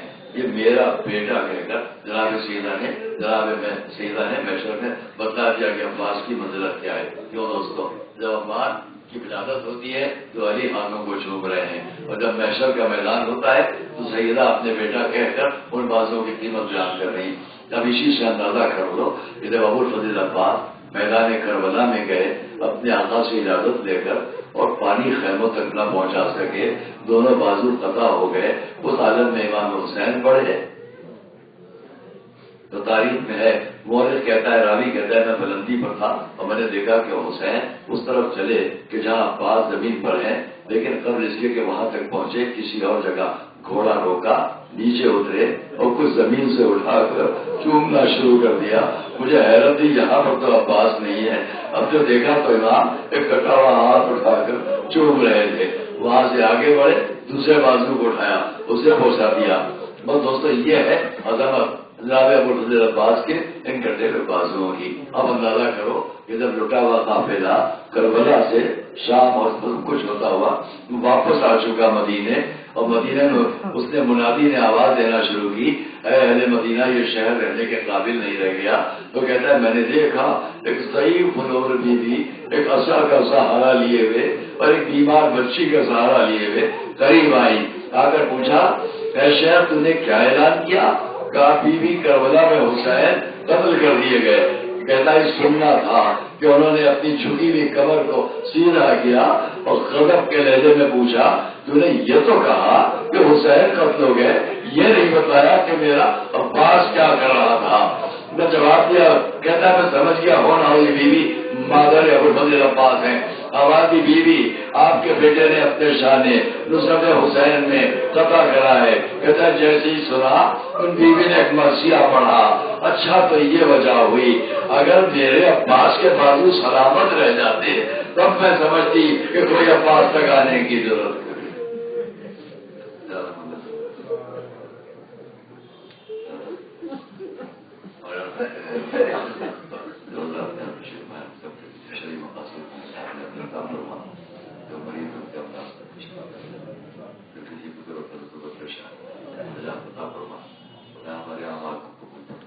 ہمارے گناہوں کو گزشتہ کو دوبارے جگہ محمد علی کا ہم کو رائے محبت دینے کا ضرورت ہے۔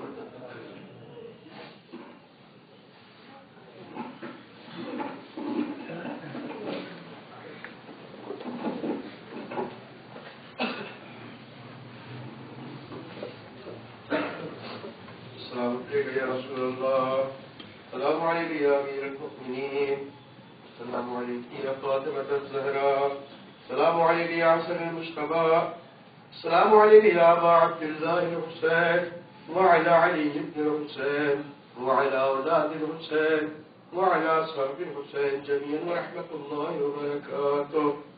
السلام علیکم یا غریب الغرباء، السلام علیکم یا معین الضعفاء والفقراء، السلام علیکم یا مقید الشیعۃ والزوار علی بن موسیٰ الرضا من شفیعنا وشفیع والدین یوم الجزاء ورحمۃ اللہ وبرکاتہ۔ السلام علیکم یا صاحب العصر والزمان، السلام علیکم یا خلیفۃ الرحمن، السلام علیکم یا امام الانس والجان، عجل اللہ تعالی فرجک وسعل اللہ مخرجک وظہورک وجعل اللہ من اشفارک وعوانک ورحمۃ اللہ وبرکاتہ۔